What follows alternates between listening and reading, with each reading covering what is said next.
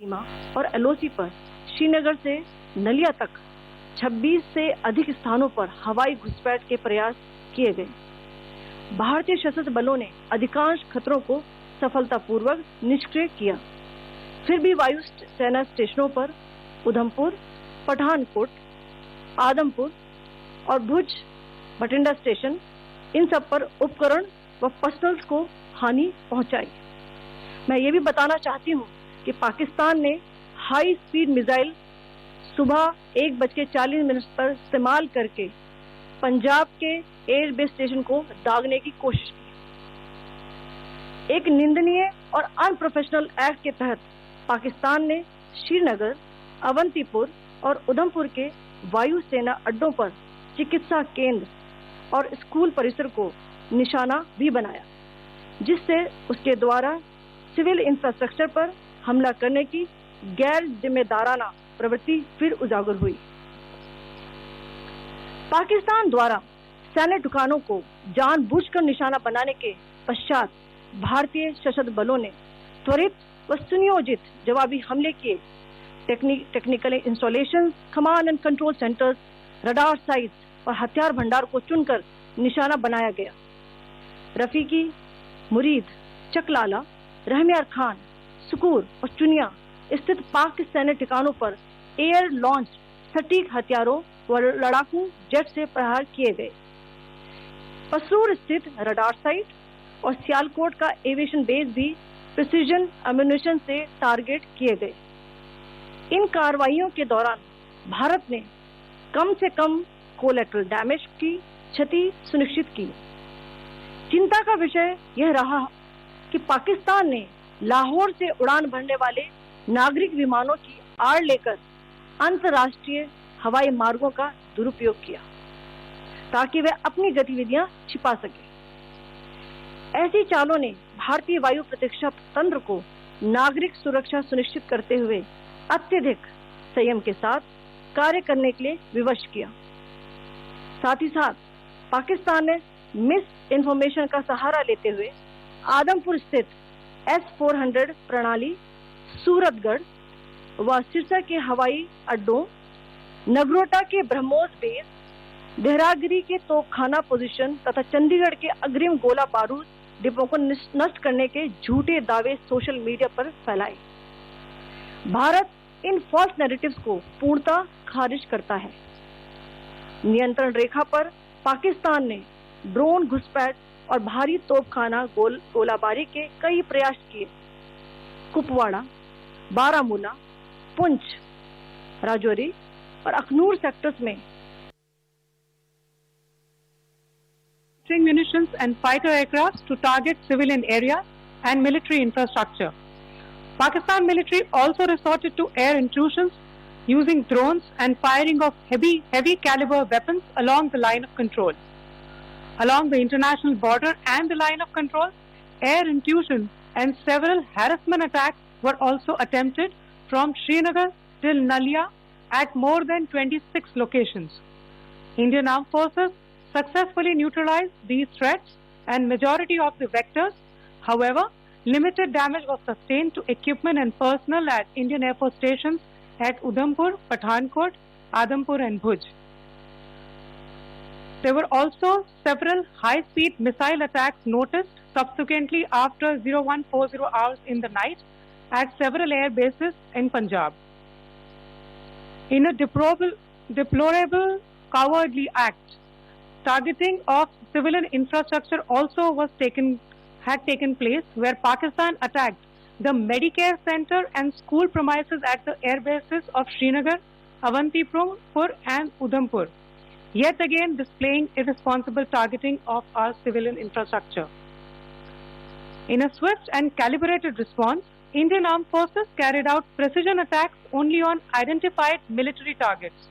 These included technical infrastructure, command and control centers, radar sites and weapon storage areas.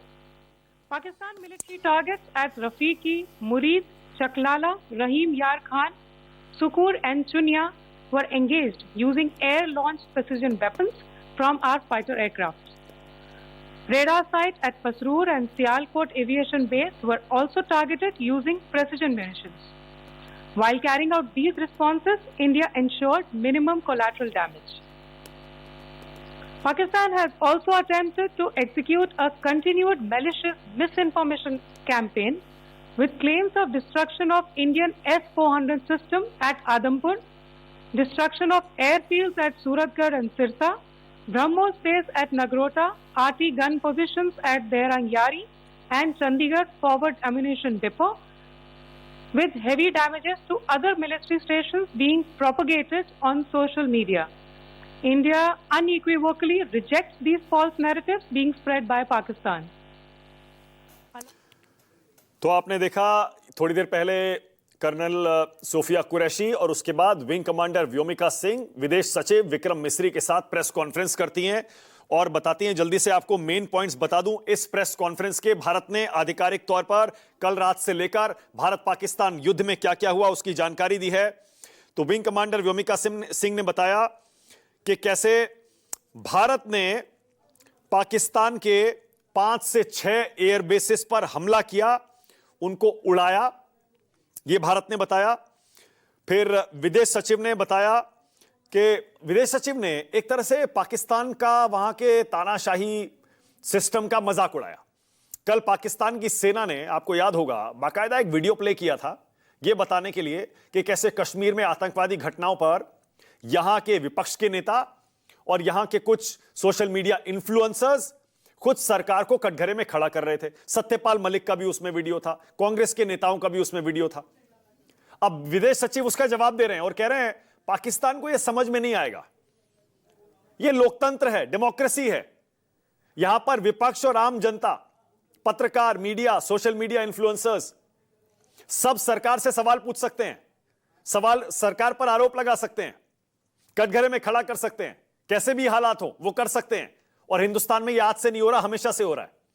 तो विदेश सचिव विक्रम मिस्री कह रहे हैं कि पाकिस्तान को बड़ा मजा आ रहा था कि इंडियन पब्लिक जो है वो सरकार की आलोचना कर रही है अलग अलग इश्यूज पर, लेकिन पाकिस्तानी जो हैं वो शायद वहां की सरकार की आलोचना कर भी नहीं सकते।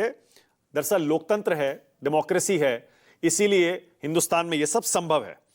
कर्नल सोफिया कुरैशी ने बताया कि पाकिस्तान ने हिंदुस्तान के जो एयर बेसिस हैं जिन पर हमला किया, उन एयर बेसिस में श्रीनगर, अवंतीपुरा और उधमपुर, इनके अंदर जो स्कूल्स और हॉस्पिटल्स हैं उनको निशाना बनाया।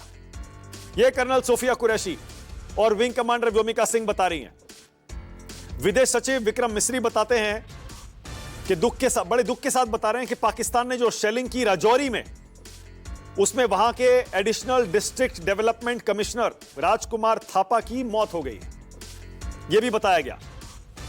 तो भारत ने जो पाकिस्तान के 5 एयरबेस उड़ाए हैं वो तो है ही, इसके अलावा इस प्रेस कॉन्फ्रेंस में यह भी बताया गया कि हमें पता है पाकिस्तान अपनी सेना को सीमा के करीब मूव कर रहा है, पाकिस्तान की आर्मी की फॉरवर्ड डिप्लॉयमेंट हो रही है जो कि एक ऑफेंसिव इंटेंट है, आक्रामक रवैया है और शायद हालात बिगाड़ने की पाकिस्तान की एक कोशिश है। लेकिन पाकिस्तान गलतफहमी में ना रहे, इंडिया की आर्मी, हमारी आर्म्ड फोर्सेस हाई अलर्ट पर हैं और हम हर तरह की स्थिति से निपटने के लिए तैयार हैं, यह भी हमारी सेना ने प्रेस कॉन्फ्रेंस में बताया है।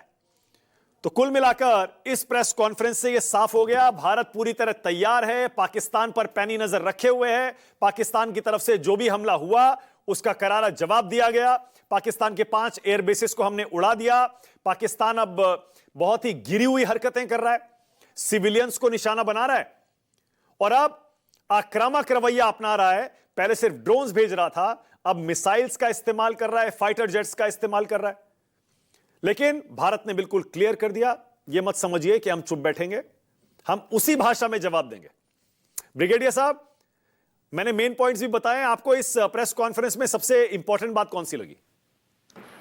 सबसे इंपॉर्टेंट मेरे को ये बात लगी कि हमारी जो संयम जो बरता है हमने, और जो हमारी जो रणनीति है, हम उसको बहुत सोची समझी हुई और सुलझी रणनीति है और उसको हम पाकिस्तान के जो इरादे हैं उनको तो हम नाकामयाब कर ही रहे हैं और हम अपनी एक जो सोची सुलझी रणनीति उसकी तरफ अग्रसर हैं।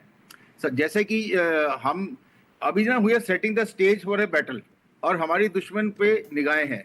और तीसरा, इंटरनेशनल ओपिनियन हम एस्केलेट नहीं कर रहे हैं अभी भी, लेकिन हम हर एक तरह से तैयार हैं। हम एक अपॉर्चुनिट मूवमेंट की वेट कर रहे हैं जब पाकिस्तान को एक टेलिंग ब्लो दी जाएगी, क्योंकि जो आतंकवाद की लड़ाई है शुरू हुई थी, मैं उस पर अभी नहीं जाऊंगा, आतंकवाद से शुरू हुई थी, लेकिन हमारा असली एम जो है ना, आतंकवाद एक आइडियोलॉजी है। ठीक है, ओके ब्रिगेडियर साहब, एक सेकंड रोक रहा हूं आपको, मुझे ब्रेक लेना है। इस प्रेस कॉन्फ्रेंस के बाद अब बिल्कुल साफ आपके सामने तथ्य हो गए होंगे। जो सरकार ने इस पीसी में बताया, ब्रीफिंग में बताया, उसी पर यकीन करिए, अफवाहों पर बिल्कुल ध्यान मत दीजिए। और ट्विटर पर, बाकी और सोशल मीडिया प्लेटफॉर्म्स पर जो आधिकारिक सरकारी हैंडल्स हैं, अकाउंट्स हैं, पेजेस हैं, वहां से जो बताया जाए, और अगर कोई न्यूज मीडिया उन्हीं को आधिकारिक हैंडल्स को कोट करके आपको कोई जानकारी दे रहा है, उसी पर ज्यादा यकीन करें।